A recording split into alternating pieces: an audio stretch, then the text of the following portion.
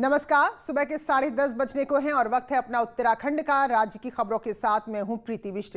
सबसे पहले खबर आ रही कॉर्बेट टाइगर रिजर्व से। यहां की सीमा से लगी ठिकुली गांव में एक युवक पर गुलदार ने हमला किया है, जिसमें युवक बुरी तरह जख्मी हो गया है और फिलहाल युवक को सिविल अस्पताल में भर्ती कराया गया है। ये अच्छी बात थी कि आसपास उस वक्त मौजूद थे और इस दौरान लोगों के शोर मचाने पर और युवक ने खुद भी इस गुलदार से मुकाबला किया, जिसके बाद गुलदार युवक को छोड़कर आबादी की ओर भागा है। ऐसे में फिलहाल इस युवक की जान तो बच गई, लेकिन लोगों का डर खत्म नहीं हुआ है। अब गुलदार के आबादी वाले इलाके में घुसने के बाद लोग डरे हुए हैं। पूरा ये मामला रामनगर वन प्रभाग की कोसी रेंज का है, जहां एक गुलदार ने युवक पर हमला किया और उसके बाद वो आबादी वाले इलाके में भाग गया है। तो लोग वन विभाग से मांग कर रहे हैं कि जल्द से जल्द इस गुलदार को पकड़ा जाए। ये देखिए लेपर्ड। सुबह गांव के अंदर में घूम रहा था, उधर से हम गांव के अंदर में किसी के घर से आया, मैं इधर को रोड की तरफ को आया तो वहीं गुलदार बैठा हुआ था, जिससे अचानक एकदम से गुलदार ने हमला कर दिया। बचने की कोशिश में मेरी फाइट हुई बहुत देर तक उससे। एक तरफ कॉर्बेट टाइगर रिजर्व और दूसरी तरफ हमारा रामनगर डिवीज़न। तो ऐसी कंडीशन में आबादी के पास लेपर्ड अक्सर देखे जाते हैं, लेकिन यह इस तरह का मामला जो है कि पहली बार हुआ है। अब इसमें देखें, हमारा स्टाफ जो है वो पूरी तरह उसको सर्च करने की कोशिश कर रहा है, गाँव से दूर रखने की कोशिश कर रहा है। गोविंद पाटनी हमारे संवाददाता रामनगर से हमारे साथ जुड़ गए हैं। तो गोविंद, जानना चाहेंगे ये जो इलाका था क्या बहुत आबादी वाला था और अब गुलदार किस इलाके में छिपा है, क्या इसके बारे में कोई जानकारी है? देखिए प्रीति, ये इलाका जो है ढिकुली क्षेत्र है। यहाँ पर काफी सारे रिजॉर्ट्स बने हुए हैं। यहाँ पर पर्यटकों की आवाजाही भी बहुत होती है। तो ऐसे में काफी डर बना हुआ है कि वहाँ पर जो है वो अगर लेपर्ड वहीं पर अगर कहीं आसपास है तो वो काफी नुकसानदायक हो सकता है। उसको ढूंढने के लिए वन विभाग की टीमें लगी हुई हैं जो उसे ढूंढ रही हैं, लेकिन अभी तक उन्हें वो सफलता हाथ नहीं लगी है। बताया जा रहा है कि वो कोसी जो नदी है उसके पार करके भी हो सकता है कि उस तरफ चला गया हो, लेकिन जो भी है वो संभावनाएं हैं। अभी उसको तलाशा जा रहा है, अभी तक उसकी कोई जानकारी उन्हें नहीं लग पाई है। जी धन्यवाद आपका जानकारी के लिए। तो चिंता इस बात की है क्योंकि जिस इलाके में गुलदार ने हमला किया है वहां आबादी वाला इलाका है और पर्यटक भी काफी आते हैं। तो अब लोग डरे हुए हैं क्योंकि भागकर वो आबादी वाले इलाके की ही तरफ गया है और एक बार अगर गुलदार या कोई भी ऐसा जंगली जानवर इंसानों पर हमला करे तो फिर कहते हैं कि उसको आदत सी पड़ जाती है। तो ऐसे में लोग डरे हुए हैं। उधर उत्तरकाशी के भटवाड़ी ब्लॉक के सालंग गांव को ओडार पोला गांव से जोड़ने वाला लकड़ी का एक बहुत छोटा सा पुल था और वो पुल भी अब टूट गया है।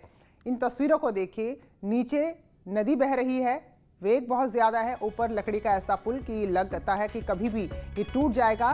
तो ओडार और पोला गांव का ये एकमात्र रास्ता है जिससे ग्रामीण एक दूसरे गांव में आते जाते हैं। लेकिन अब जबकि पुल आधा टूट गया है और बाकी स्थिति भी बहुत अच्छी नहीं है तो लोग डरे हुए हैं। 700 से अधिक आबादी है जो हर रोज इस पुल का इस्तेमाल करती है। तो 2013 की बाढ़ में इस पुल को बनाया गया था, पक्का पुल क्योंकि बह गया था और तब से अस्थायी पुल ही लोगों के आने जाने का रास्ता बना हुआ है। जगमोहन सिंह चौहान हमारे सहयोगी उत्तरकाशी से जुड़े हैं। तो जगमोहन, 16 से आज 20 हो गया, एक स्थायी पुल लोगों को नहीं मिल पाया और ये तो बड़ा देखकर ही डर लग रही है।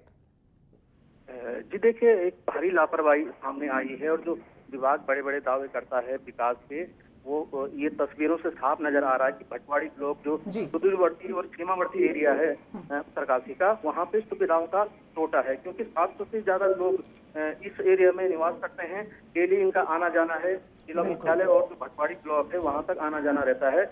विभाग से कई बार लोग चक्कर काट चुके हैं, शिकायतें ये अपनी दर्ज करा चुके हैं, लेकिन जो यहाँ पे 2013 में जब ये पक्का पुल वहाँ पे आपदा के कारण बह गया था, उसके बाद यहाँ पे वन विभाग ने जरूर कच्ची पुलिया लगाई थी। उसी के सहारे आज तक ग्रामीण आ जा रहे हैं, खतरे को मोल रहे हैं, लेकिन विभाग की अभी भी आंख नहीं खुली है और इसी तरीके से लोग अपनी जान। बिल्कुल जगमोहन, लगभग 7 साल का वक्त हो गया और अभी तक देखिए अस्थायी पुल जो उस वक्त बना था टेम्पररी, उसी पर लोग चल रहे हैं और वो भी अब कभी भी जवाब दे सकता है। बहुत बहुत शुक्रिया जगमोहन आपका। और राज्य सरकार ने अनलॉक 4 की जो नई गाइडलाइंस है, जो नई एडवाइजरी है वो जारी कर दी है और 21 सितंबर से यानी कि कल से लागू होगी। इस मामले में देर रात आदेश जारी किए गए। अब सीमा पर कोविड टेस्ट से लगभग छूट मिल गई है। जो नियम है उसमें आप बगैर टेस्ट के भी आ सकते हैं। 96 घंटे की कोविड नेगेटिव रिपोर्ट से एंट्री आपको मिल जाएगी। 7 दिन से कम समय के लिए अगर आप राज्य में आ रहे हैं तो आपको क्वारंटीन होने की जरूरत नहीं है। वहीं दूसरे राज्य से 5 दिन से अधिक आ रहे हैं तो 10 दिन क्वारंटीन रहना पड़ेगा। एक जिले से दूसरे जिले में जाने पर रजिस्ट्रेशन अनिवार्य है।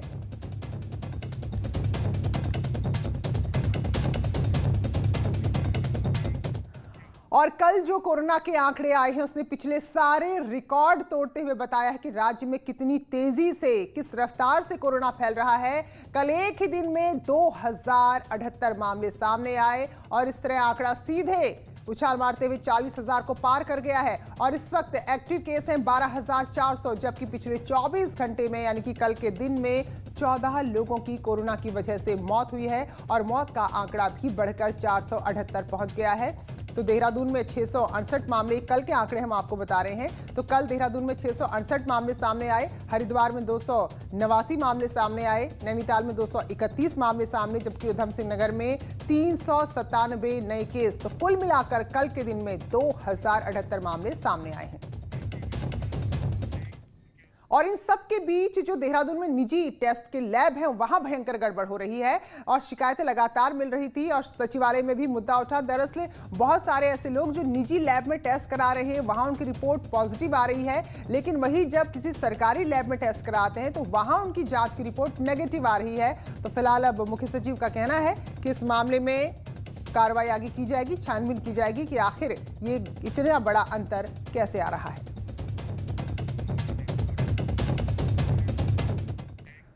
और देखिए जरा आंकड़े हजार के पार, कल 2000 के पार हुए, लेकिन लापरवाही का आलम क्या है। कोटद्वार के कौडिया के कोविड केयर सेंटर में शराब पार्टी हुई थी और इस मामले में अब लगातार तूल पकड़ा, हमने खबर लगातार दिखाई, तो अब जांच की जा रही है। सेंटर में तैनात स्वास्थ्य कर्मियों से पूछताछ होगी। शराब पार्टी की तस्वीरें वायरल हुई थी, जिसके बाद अब इस पूरे मामले में जांच की जाएगी।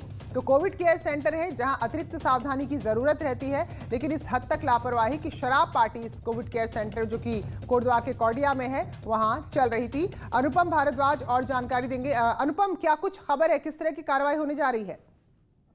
देखिए, जो तत्काल जो जानकारी हमें मिल रही है उसमें 8 युवकों के खिलाफ मुकदमा दर्ज कर लिया है और हंगामा काटने का जो प्रशासन ने इसमें जांच अभी शुरू कर दी है और स्वास्थ्य विभाग के जो कर्मचारी हैं उनके नाम भी इसमें सामने आ रहे हैं, क्योंकि पूरी जो निगरानी है वो स्वास्थ्य विभाग के कर्मचारी वहां पे करते हैं। और 8 लड़के जो ये पार्टी में दिख रहे हैं, एक फोटो वायरल हुई है जिसमें शराब उनके हाथ में है, बोतलें खुली हुई हैं और कोविड सेंटर जो है उसके अंदर ये पूरा हॉल है और वहां पे ये पार्टी चल रही है। तो अब प्रशासन इसमें जांच कर रहा है और फिलहाल 8 युवकों के खिलाफ इसमें मुकदमा दर्ज कर दिया गया है जी। और साथ ही साथ जो स्वास्थ्य विभाग के कर्मचारी अगर इसमें इन्वॉल्व होते हैं, यानी कि अगर किसी ने शराब सप्लाई करी है, यानी कि किसी के थ्रू अगर शराब की बोतलें कोविड केयर सेंटर के अंदर गई है तो उन पर भी कार्रवाई की जाएगी। चलिए, बहुत बहुत धन्यवाद अनुपम आपका। और ये कार्रवाई होनी चाहिए सख्ती से, क्योंकि इतनी गंभीर स्थिति है और लापरवाही कतई अब हम अफोर्ड नहीं कर सकते, क्योंकि 2,000 से ज्यादा आंकड़े आ रहे हैं। और नेता प्रतिपक्ष इंदिरा हृदय की बात करें तो कल हल्द्वानी से उन्हें एयर एम्बुलेंस के जरिए देहरादून ले जाया गया। हालांकि वो चाहती थी कि वो मैक्स हॉस्पिटल में वो एडमिट हो, वहां उनको निजी कमरा मिले, लेकिन कमरा खाली नहीं था, वार्ड खाली नहीं था, तो ऐसे में उन्हें दूसरे हॉस्पिटल ले जाया गया है। तो फिलहाल अब उनकी उम्र को देखते हुए सरकार भी हर तरह की व्यवस्थाएं देने की कोशिश कर रही है।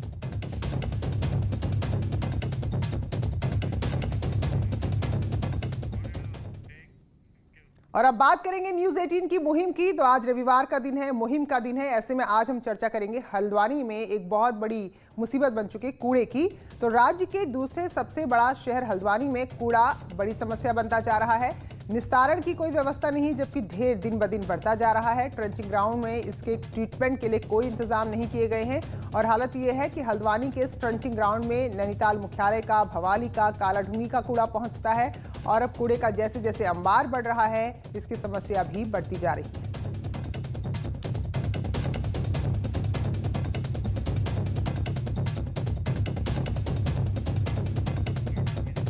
तो कूड़े की समस्या कोई एक दिन की नहीं है, कुछ सालों की नहीं है, तो पिछले कई सालों से इसको लेकर मांग भी उठती रही, क्योंकि अगर इसका निस्तारण समय से नहीं होगा तो जब कूड़े का ढेर बहुत ज़्यादा बढ़ जाएगा उतना ही इसका निस्तारण मुश्किल होता चला जाएगा। आसपास बदबू फैलती है, गंदगी फैलती है, बीमारियों का डर भी लगातार बना रहता है। तो पिछले 20 साल से कूड़े के ट्रीटमेंट को लेकर, इसके निस्तारण को लेकर कोई ठोस पहल यहाँ पर नहीं की गई। हल्द्वानी ऐसी जगह है जहां न सिर्फ हल्द्वानी का कूड़ा आ रहा है, बल्कि नैनीताल से, कालाढूंगी से, भवाली से सारा कूड़ा ट्रकों में भर भर कर यहां आ तो रहा है, लेकिन ट्रीटमेंट नहीं हो रहा।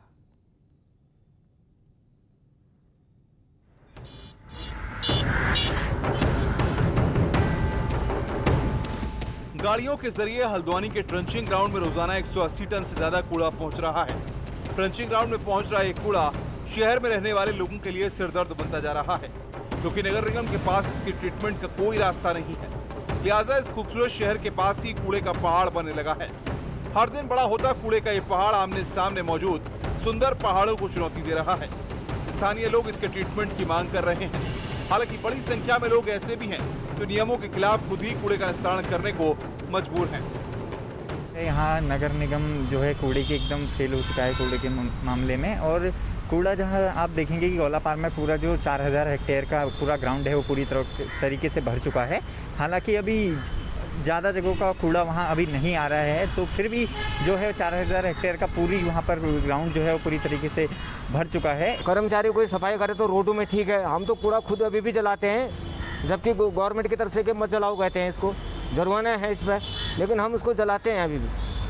कहाँ ले जाएँ उसको, कभी आती है कभी नहीं आती हो। दरअसल हल्द्वानी के S5 हेक्टेयर में बने ट्रंचिंग ग्राउंड में हल्द्वानी के साथ ही नैनीताल, कालाडूंगी, भवाली का कूड़ा पहुंचता है। सबसे ज्यादा नगर निगम होने के चलते ट्रंचिंग ग्राउंड में पहुंच चुके कूड़े के निस्तारण की जिम्मेदारी हल्द्वानी नगर निगम की है।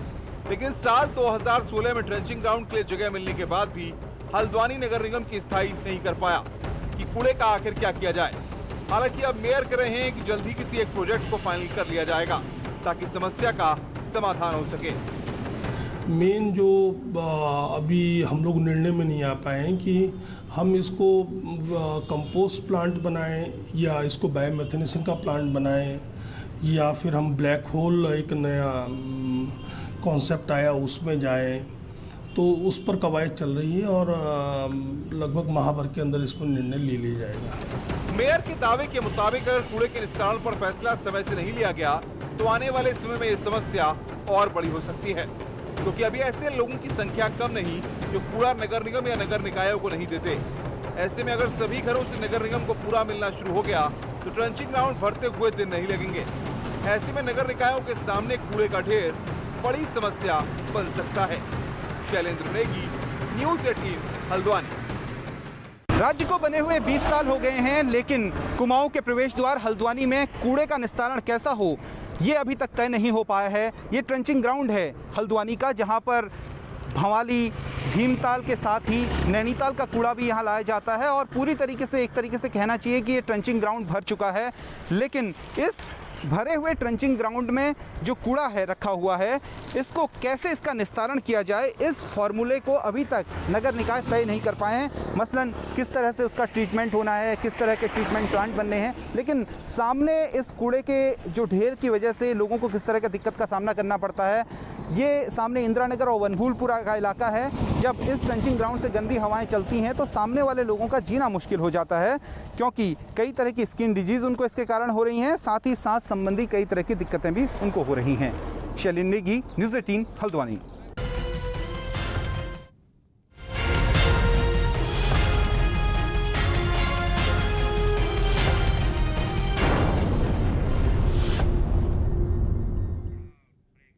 स्वागत है आप सभी का। उत्तराखंड की खबरों के बीच एक बड़ी खबर कौशाम्बी से आ रही, वो आपको बता दें। यहाँ गंगा में डूबने से 3 लड़कियों की मौत हो गई है। कौशाम्बी में गंगा नदी में डूबने से हादसा हुआ तो 7 लड़कियां थी जो गंगा में नहाने गई थी और इस दौरान डूबी है। 4 लड़कियों को गोताखोरों ने बचा लिया, जबकि 3 लड़कियों को बचाया नहीं जा सका। पूरा मुफ्ती इलाके के कुरई घाट की घटना है। आधा दर्जन युवतियां गंगा में डूबी थी तो 3 गहरे पानी में डूब गई, जिससे उनकी जान बचाई नहीं जा सकी। तो घटना के बाद पूरे इलाके में कोहराम मचा हुआ है। पूरा मुफ्ती थाना क्षेत्र के कुरई गांव क्या मामला है कुरई घाट का, जहां 7 लड़कियां नहाने गई थी और इस दौरान डूबने लगी। 4 को तो गोताखोरों ने बचा लिया, जबकि 3 लड़कियों की जान चली गई है।